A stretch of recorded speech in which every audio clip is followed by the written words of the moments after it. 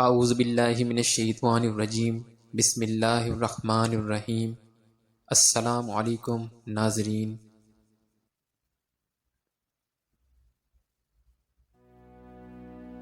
Harut اور ماروت دو فرشتے ہیں۔ حضرت ادریس علیہ السلام کے زمانے میں لوگ بہت بدکار ہو گئے تھے۔ لوگ جادو سیکھنے کے عمل کو جائز سمجھتے تھے اور اسے سیکھنے کی کوشش کرتے تھے۔ تب ایک دن فرشتوں نے اللہ تعالیٰ سے عرض کی کہ اے پروردگار، انسان تیری خلافت کے لائق نہیں، اسے خلافت سے ہٹا دے۔ اللہ تعالیٰ نے ارشاد فرمایا کہ انسان میں غصہ اور شہوت ہے، اس لیے وہ گناہ زیادہ کرتا ہے۔ اگرچہ اگر یہ دونوں چیزیں فرشتوں کو دے دی جائیں تو وہ بھی گناہ گار ہو جائیں گے۔ جواب میں فرشتوں نے کہا کہ ہم تو کبھی بھی گناہ کے پاس نہیں جائیں گے۔ اللہ نے حکم دیا کہ تم اپنی جماعت سے کسی دو فرشتوں کو چن لو تاکہ اس آزمائش کے لیے ان کو دنیا میں بھیجا جائے۔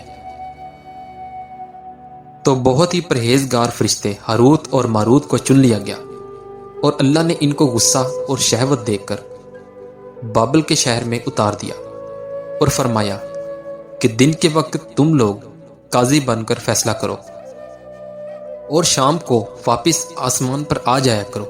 ایک ماہ میں وہ بہت مشہور ہو گئے اور بہت سے مقدمے آنا شروع ہو گئے۔ ایک دن زہرہ نام کی ایک حسین عورت اپنے خاوند کے خلاف مقدمہ دائر کروانے کے لیے ان دونوں فرشتوں کے پاس آئی۔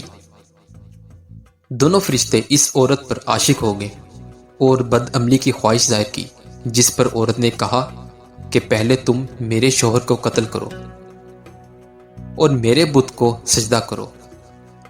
ان کی شرط سن کر دونوں نے انکار کر دیا۔ عورت چلی گئی۔ فرشتے ایک دن خود ان کے پاس چلے گئے۔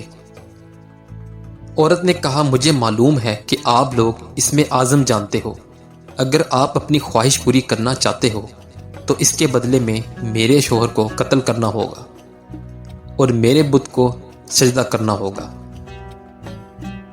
جس پر فرشتوں نے سوچا کہ اس میں اعظم تو اسرار الہی ہے، اسے فاش نہیں کر سکتے، چلو شراب پی لیتے ہیں۔ جب انہوں نے شراب پی لی، وہ نشے میں مست ہو گئے، تو عورت نے ان لوگوں سے اپنے بت کو سجدہ بھی کروایا، آخر میں اپنے شوہر کو قتل بھی کروایا، اور عورت نے اس میں اعظم معلوم کرتے ہی اس کی صورت بدل گئی اور آسمان پر جا پہنچی، اور اللہ تعالیٰ نے اس کی روح کو زہرہ ستارے میں متصل کر دیا۔ ہاروت اور ماروت جب نشے سے ہوش میں آ گئے تو وہ اس میں اعظم بھول چکے تھے اور اپنے کیے پر بہت شرمندہ تھے۔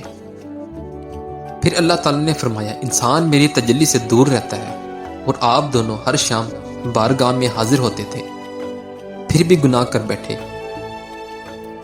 یہ سن کر فرشتوں نے اپنی غلطی کا اعتراف کیا اور انسانوں پر لعن طعن کرنے کی بجائے ان کے لیے دعائے مغفرت کرنے لگے۔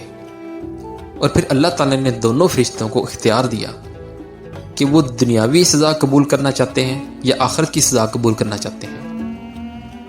انہوں نے سوچا کہ دنیاوی سزا تو ایک دن ختم ہو جائے گی، لیکن آخرت کی سزا ختم نہیں ہوگی، اور دونوں نے دنیاوی سزا قبول کر لی، اور دونوں کو بابل کے کنویں میں اوندا لٹکا دیا گیا۔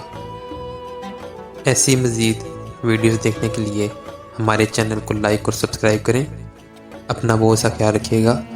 اللہ حافظ۔